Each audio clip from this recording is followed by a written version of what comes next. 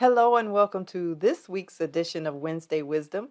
My name is JB Hilliard, and these are weekly video snippets of information designed to answer questions you may have about estate planning or probate, or other questions in other legal areas that may be impacting your household. And for today, and I always shake my little setup here, so I apologize for that.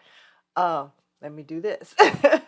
So this week, I want to focus in on estate planning, and specifically when you are considering who should be the executor of your will or the trustee of your trust, or whatever other important fiduciary role you may have in your particular plan. And I want to make sure we all understand on the other side of that, that person on the other side of that, that person has a renunciation right. And so let's focus on that word, renunciation. And per dictionary.com, let me pull up that definition specifically so we are all on the same page.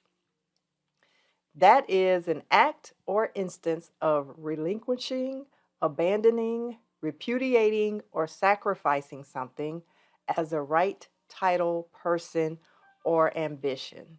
Now that was a lot. So to break it down in a little more simple term, it's the act of giving up a right. And so with that said, that basically means that that person, you've identified your Aunt Jane as the executor of your will. So when the time comes and that will is probated, Aunt Jane can say, I don't want to do that. And she has the right to do that. She has the right to refuse that role or that authority or that title. And so that's why I really emphasize the importance of getting together with your team now and having those discussions now versus later or versus after the fact when it's too late, so that the individuals you've identified in your estate plan as your important fiduciaries really understand what that role entails and can express either their desire to be okay with it or their desire to say, I don't think I will be able to handle that. You need to know this up front, and they need to know what roles and responsibilities will fall into their lap once you're gone. Because if they get to that point, you're gone. Now they've been tasked to take over and handle everything, and they don't want to do it, and you didn't have a backup, then guess what? The state gets to decide. And you didn't go through all of your estate planning processes for the state to end up being the decision maker as far as who's in control of administering your estate or executing your will and all that. So I know people don't want to talk about death, but it's not really you talking about death, it's you talking about who you want to handle your affairs. Because you would not be able to handle them yourself. I mean, however you want to couch it, it is so important for you all to have those discussions with your family and your loved ones.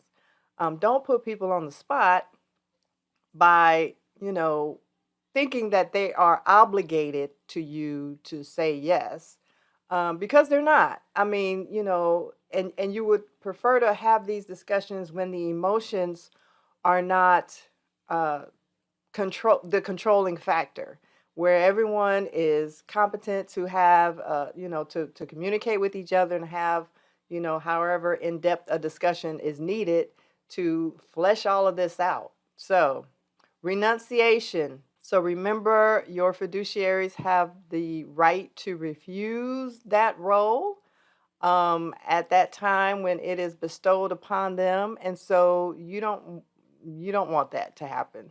And I know you'll probably thinking, well, I won't be here, but you really don't want the state to do this for you. So with that said, as always, I thank you for watching, and we'll see you next time.